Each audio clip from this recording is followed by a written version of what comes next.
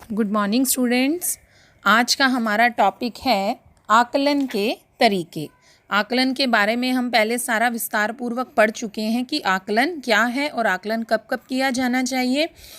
और आज हम बात करेंगे कि आकलन के लिए कौन कौन से तरीके जो हैं वो बहुत प्रचलित हैं। तो हम सब जानते ही हैं कि आकलन जो है वो केवल बच्चे की उपलब्धि को ही नहीं मापते, बल्कि बच्चों को और अधिक सीखने के लिए प्रोत्साहित करते हैं। तो आकलन जो है वो शिक्षण अधिगम प्रक्रिया का एक बहुत महत्वपूर्ण हिस्सा है। और आकलन दोनों प्रकार से किया जा सकता है, औपचारिक एवं अनौपचारिक।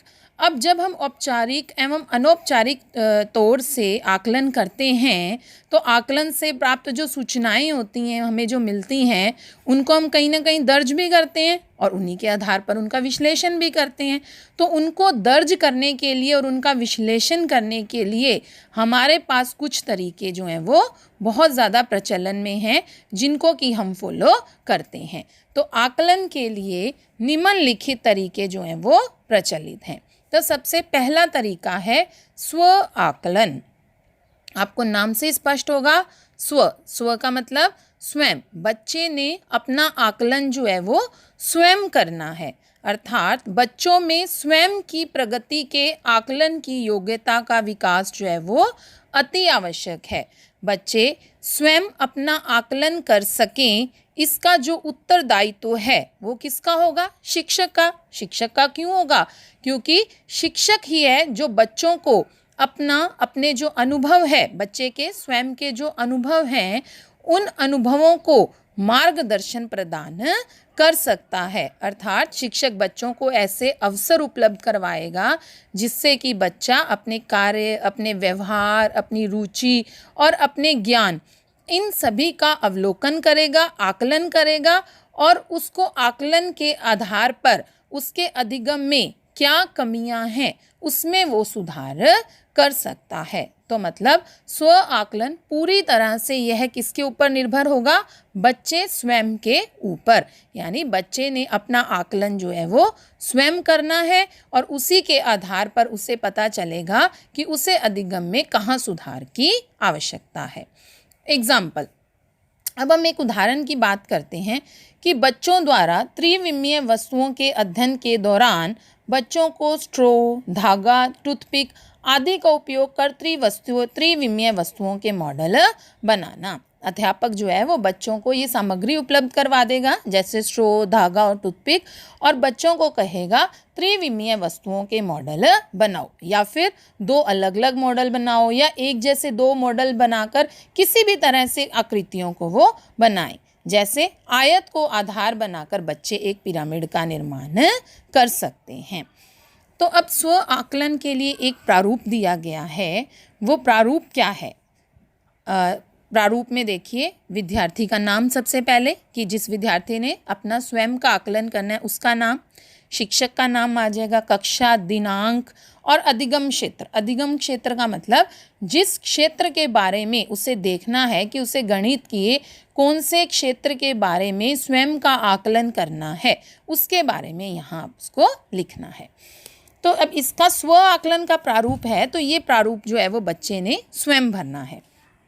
पहला पॉइंट है, पिछले माह आपके द्वारा सीखी गई 2 महत्वपूर्ण अवधारणाओं को लिखिए।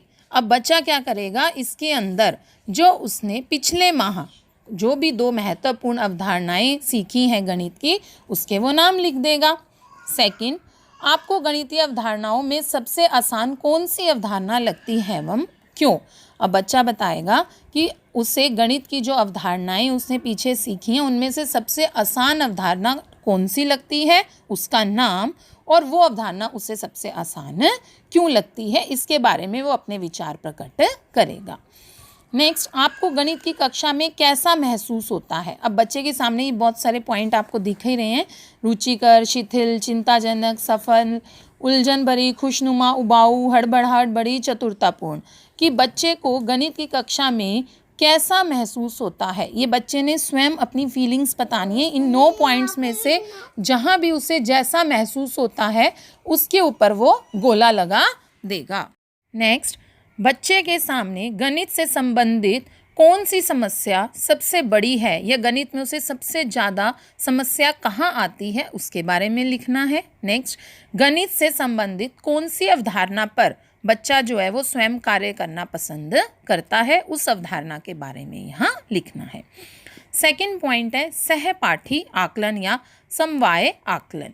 सहपाठी यानी एक बच्चे द्वारा दूसरे बच्चे के कार्य, व्यवहार, रुचि, अभिवृत्ति, ज्ञान एवं कौशल आदि का आकलन करना क्या कहलाता है? समवाय आकलन या सहपाठी आकलन। अर्थात एक मित्र द्वारा दूसरे मित्र का जो भी कार्य है, व्यवहार है, रुचि है, उन सभी का जो आकलन करता है वो क्या कहलाता है? सहपाठी आकलन। इस प्रकार के आकलन को जोड़े में या समूह में भी करवाया जा सकता है।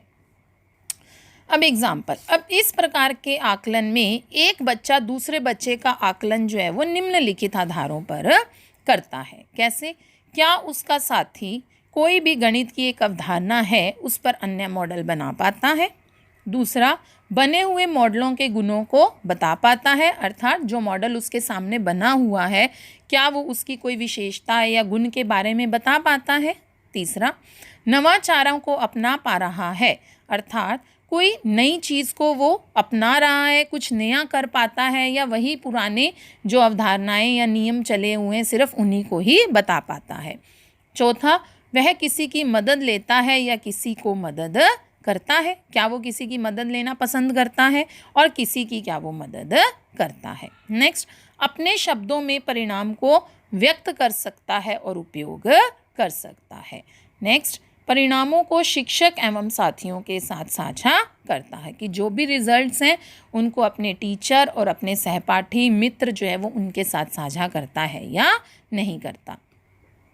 तो समवाय आकलन में दर्ज टिप्पणियों को शिक्षक एवं आकलित मतलब जिस बच्चे का आकलन किया है उस आकलित बच्चे के साथ साझा किया जाना आवश्यक है। तीसरा है समूह आकलन। अब समूह नाम से समझ आ रहा है हमें कि अब बच्चे का जो आकलन किया जाना है वो उससे समूह के दौरान उसका आकलन किया जाएगा, अर्थात बच्चा जो है उससे समूह में कुछ गतिविधियां करने के लिए दे दी जाएंगी और उन गतिविधियों के दौरान या उन कार्यों के दौरान बच्चा किस प्रकार की प्रतिक्रियाएं करता है उसे दर्ज किया जाएगा और उसका आकलन किया जाएगा। तो किसी भी कार्य को पूर्ण करने के उद्देश्य से बच्चों द्वारा सामूहिक रूप से कार्य करने के दौरान सीखने और प्रगति का आकलन जो है वो क्या है? समूह आकलन। अब आकलन के इस तरीके को प्रयोग में लाने से सामाजिक कौशलों, सहयोग आधारित अधिगम प्रक्रिया एवं अन्य मूल्य आधारित परिणामों के प्रति बच्चों के व्यवहार का आकलन प्रभावी तरीके से किया जा सकता है। अर्थात अगर हम आकलन के इस तरीके को प्रयोग में लाते हैं तो उससे बच्चे के अंदर सहयोग, अधिगम की जो प्रक्रिया है या बच्चे के व्यवहार का आकलन जो है वो बड़ी आसानी से किया जा सकता है। एग्जाम्पल, बच्चे को समूह में त्रिभुज की भुजाओं के बीच के संबंध निकालने के लिए निर्देशित किया जाता है, अर्थात बच्चों को समूह में ये कहा जाता है कि आपने त्रिभुज की भुजाएं हैं उनके बीच में एक संबंध निकालना है। क्या संबंध है? कि किन्हीं भी दो भुजाओं का योग जो है किन्हीं भी दो भुजाओं की लंबाइयों का योग जो है वो तीसरी भुजा की लंबाई से अधिक होता है। तो बच्चे जो हैं इसको समूह के अंदर बच्चा इस कार्य को संपन्न करेगा और अध्यापक जो है वो उसका आकलन करेंगे, समूह के अंदर उसका आकलन करेंगे कि वे किस प्रकार की प्रतिक्रिया जो है वो व्यक्त करता है। अब समूह के अंदर भी बच्चे का आकलन करने के लिए हमारे पास एक प्रारूप है। क्या है वह प्रारूप? सहपाठी या समूह के सदस्यों का नाम। सबसे पहले बच्चा जिस समूह के अंदर कार्य करेगा हम उसका नाम दे देंगे, दूसरा दिनांक, फिर आकलित किए जाने वाले विद्यार्थी का नाम। मतलब हमने ग्रुप के अंदर सभी बच्चों का तो करना नहीं है, केवल एक बच्चे का करना है ना, तो जिस बच्चे का हमने आकलन करना है उसका नाम लिख देंगे, कक्षा और उसके कार्य कि वो बच्चा जो है वो कौन सा कार्य कर रहा है या कौन सी गतिविधि को संपन्न करेगा समूह के अंदर। अब इसमें आपके पास सारे पॉइंट्स दिए हुए हैं, सिंपल से हैं, आपको इसमें बस फिल करना है हाँ, नहीं या निश्चित ही नहीं। जैसे क्या शिक्षार्थी ने समूह में कार्य किया है, अगर बच्चे ने किया है तो हाँ, अगर नहीं किया तो नहीं, और अगर निश्चित नहीं कि हाँ बिल्कुल भी नहीं उसने किया है, निश्चित है कि नहीं किया है तो निश्चित नहीं। क्या शिक्षार्थी समूह के विचार विमर्श को ध्यान से सुनता है? क्या शिक्षार्थी समूह में अपने विचार व्यक्त करता है? क्या शिक्षार्थी आत्मविश्वास के साथ गणनाएं करता है? क्या शिक्षार्थी अपने परिणाम के बारे में तर्क प्रस्तुत करता है? ये जितने भी पॉइंट हैं, इन सभी का आकलन जो है वो समूह के अंदर किया जाएगा, और उसी के अनुसार बच्चे ने जिस प्रकार उनके प्रति अपनी प्रतिक्रियाएं दी हैं, उनके अनुसार इसको फिल किया जाएगा। अब इसके बाद चौथा पॉइंट है हमारे पास व्यक्तिगत आकलन। अब ये भी हमें लग रहा है समझ आ रहा होगा नाम से, व्यक्तिगत मतलब एक बच्चे के ऊपर व्यक्तिगत रूप से ध्यान दिया जाता है, उसको हर टाइम हर समय अकेले उस पर पूरी तरह ध्यान देते हुए उसका आकलन किया जाता है। जैसे बच्चे द्वारा किसी भी कार्य को करने के दौरान उस पर ध्यान देते हुए किया गया आकलन क्या कहलाता है? व्यक्तिगत आकलन। अर्थात जब बच्चा किसी गतिविधि को कर रहा होता है तो बहुत सारे बच्चे होते हैं कार्य करते समय, उस समय ध्यान जो है वो केवल उसी बच्चे पर दिया जाता है, तो इस प्रकार के आकलन को क्या कहा जाता है? व्यक्तिगत आकलन। और इस आकलन में शिक्षक का जो पूरा ध्यान है वो बच्चे के काम के ऊपर केंद्रित होता है। तो एग्जाम्पल, बच्चे को कैसे हम व्यक्तिगत आकलन कैसे कर सकते हैं? उदाहरण, बच्चे को कहा कि एक त्रिभुज ABC की रचना करो, जिसमें उसे भुजाएं दे दी ABC, AC और AB, 2 क्वेश्चन दे दिए। तो बच्चे द्वारा की जाने वाली, अब बच्चा जो है वो त्रिभुज की रचना करेगा। अब उसकी रचना करने के लिए वो क्या प्रक्रिया अपनाएगा? क्या वो आधार पहले लेगा, या स्केल के लिए कितने सेंटीमीटर लेना है, वो क्या देखेगा, कहाँ से स्टार्ट करेगा? तो उसकी रचना की प्रक्रिया, बच्चे की उस काम करने के प्रति प्रतिक्रिया और उसके काम करने के तरीकों को देखकर अध्यापक जो है वो बच्चे के बारे में टिप्पणी अंकित करेगा। क्लियर? नेक्स्ट है अवलोकन। अवलोकन आकलन की सर्वाधिक महत्वपूर्ण प्रचलित विधि है।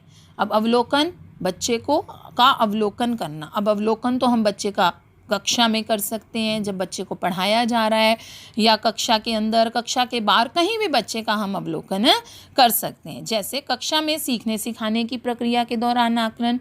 विद्यालय गतिविधियाँ। अब विद्यालय में कौन कौन सी गतिविधियाँ, जैसे प्रार्थना सभा, खेल, बाल सभा, सांस्कृतिक कार्यक्रम, राष्ट्रीय पर्व या कोई भी जयंती, जब भी ये कार्यक्रम आयोजित किए जाते हैं तो उनमें बच्चे की भागीदारी किस प्रकार की है, या तथा विद्यालय के बाहर बच्चा किसी कार्य को करते हुए, किसी भी कार्य को विद्यालय के बाहर बच्चा किस प्रकार से संपन्न करता है, तब उसका अवलोकन किया जाता है।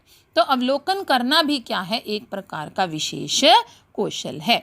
बिना पूर्वाग्रह के निष्पक्ष दृष्टि से बच्चों द्वारा किए गए कार्यों का अवलोकन उसे समझने में बहुत मददगार होता है। बिना पूर्वाग्रह मतलब पहले बिना किसी सोच समझ के भी, हम बच्चे के बारे में पहले कोई अनुमान नहीं लगा लेते, हम पहले से ही नहीं डिसाइड कर लेते कि ये बच्चा कैसा होगा। बिना किसी पूर्वाग्रह, किसी अनुमान के निष्पक्ष दृष्टि यानी बिना किसी भेदभाव के हम बच्चों के कार्यों का अवलोकन करते हैं, जो कि बच्चे को समझने में अध्यापक को बहुत मददगार होता है। और अवलोकन के द्वारा हम बच्चों के बारे में अपनी धारणा बना लेते हैं कि बच्चे का स्तर क्या है, किस विषय में बच्चा जो है वो अधिक रुचि लेता है, बच्चे के कौन कौन से पक्ष जो हैं वो बहुत मजबूत हैं और कौन से पक्ष जो हैं वो कमज़ोर। इन सभी प्रश्नों का उत्तर जो है वो हमें अवलोकन के द्वारा बड़ी आसानी से मिल जाता है, और यह सभी जानकारी प्राप्त करके हम उसे दर्ज कर लेते हैं।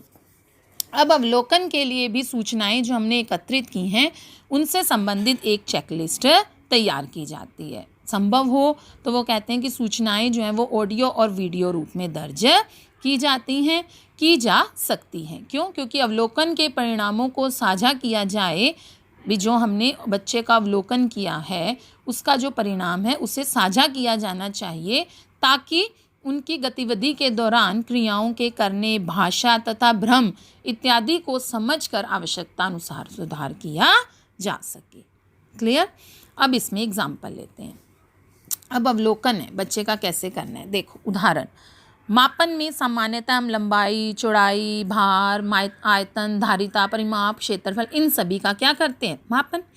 तो मापन मूर्त वस्तुओं के साथ कार्य करने के अधिक अवसर प्रदान करता है। बच्चों में मापन संबंधी अवधारणाओं के विकास के दौरान अवलोकन के बहुत सारे अवसर मिलते हैं। अर्थात अध्यापक जो है वो जब बच्चों को मापन के बारे में जानकारी देते हैं तो मापन से संबंधित बच्चों को दैनिक जीवन में बहुत सी ऐसी वस्तुओं के साथ कार्य करने का अवसर मिल पाता है और अध्यापक को जो है वो बच्चों का अवलोकन करने का बहुत से अवसर मिल सकते हैं। सेकंड, मापन से संबंधित अमानक एवं मानक शब्दावली के उपयोग का अवलोकन करना कि बच्चा जो है वो मापन से संबंधित मानक या अमानक शब्दावली के उपयोग कितना करता है या किस प्रकार करता है। मानक और अमानक शब्दावली हम पहले कर चुके हैं बड़ी विस्तार पूर्वक कि उसका अवलोकन जो है उसका यूज़ जो है, उसका उपयोग जो है वो बच्चे किस प्रकार करते हैं, उसका अवलोकन। तो इसमें सारा डिटेल में नहीं लिखना, हमें बहुत ज़्यादा लंबा हो जाएगा। आप इसमें से कोई भी 2 पॉइंट ले सकते हैं। नेक्स्ट, मापन के दौरान किसी भी बर्तन की धारिता बता पाना कि बच्चे जो हैं मापन के दौरान किसी भी बर्तन में धारिता अर्थात उस बर्तन की धारण करने की क्षमता कितनी है, इस चीज़ को बच्चे माप कर बता सकते हैं या नहीं। इस चीज़ को अध्यापक अवलोकन के द्वारा बड़ी आसानी से समझ सकते हैं कि बच्चे को मापन के बारे में कितनी जानकारी है। तो अब अवलोकन पत्रक के लिए भी हमारे पास एक प्रपत्र दिया हुआ है। क्या हमने बोला था ना अभी पीछे कि अवलोकन हेतु प्रपत्र है हमारे पास चेकलिस्ट के रूप में। क्या है वो कि क्या बच्चे को अवधारणा की अच्छी समझ है। चेकलिस्ट मतलब हाँ नहीं के रूप में आपको आंसर देना है कि बच्चे जो है उसकी अवधारणा समझते हैं या नहीं। क्या बच्चा एक क्रम में विषय वस्तु पर केंद्रित होकर सही गणना कर रहा है या नहीं। क्या बच्चा आंकड़ों सूचनाओं को विश्लेषित करता है। ये जितने भी पॉइंट हैं आपको बच्चे के उस जो अवधारणा बच्चे ने जिसके बारे में आपने बच्चे को अभी चेक किया था उससे संबंधित इनको फिल करना होता है। क्लियर। नेक्स्ट हमारे पास है कॉन्फ्रेंसिंग। कॉन्फ्रेंसिंग में क्या होगा कि आकलन की इस विधा में शिक्षक जो है वो एक साथ बहुत से बच्चों से शिक्षण अधिगम प्रक्रिया एवं प्रगति के बारे में चर्चा करता है। कॉन्फ्रेंसिंग में क्या होगा, अध्यापक जो है वो बहुत सारे बच्चों के साथ शिक्षण अधिगम प्रक्रिया के बारे में चर्चा करेगा। इसमें क्या होता है, बच्चों को पूरी स्वतंत्रता होती है। कोई भी वो अपने मन में कोई भी सवाल है, कोई भी प्रश्न है या कोई भी जानकारी बच्चे जो लेना चाहते हैं उससे संबंधित वे कोई भी प्रश्न जो है वो पूछ सकते हैं। उन्हें पूरी तरह इस चीज़ की स्वतंत्रता होती है। और इस विधि में बच्चे जो हैं, इस विधा में बच्चों को अपने अनुभवों को भी आदान प्रदान करने की पूरी स्वतंत्रता होती है। नेक्स्ट, साक्षात्कार तो आपको पता ही है, बड़ा कॉमन सा हम हर बार सुनते हैं। इंटरव्यू। अब साक्षात्कार में क्या होगा, शिक्षक जो है वो बच्चे से या तो स्वयं बात कर लेगा या उससे कोई कार्य करवा कर देखकर उसके सबल एवं निर्बल पक्षों की पहचान कर सकता है।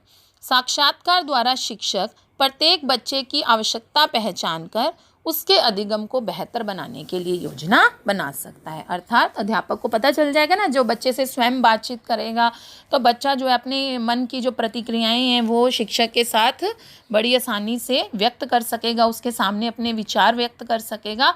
तो उनके आधार पर शिक्षक को पता चलेगा कि बच्चे की क्या आवश्यकता है, गणित में क्या उसको समस्या है या किस प्रकार की उससे अध्यापक की आवश्यकता है। उसको और बेहतर बनाने के लिए शिक्षक जो है वो योजना बना सकता है।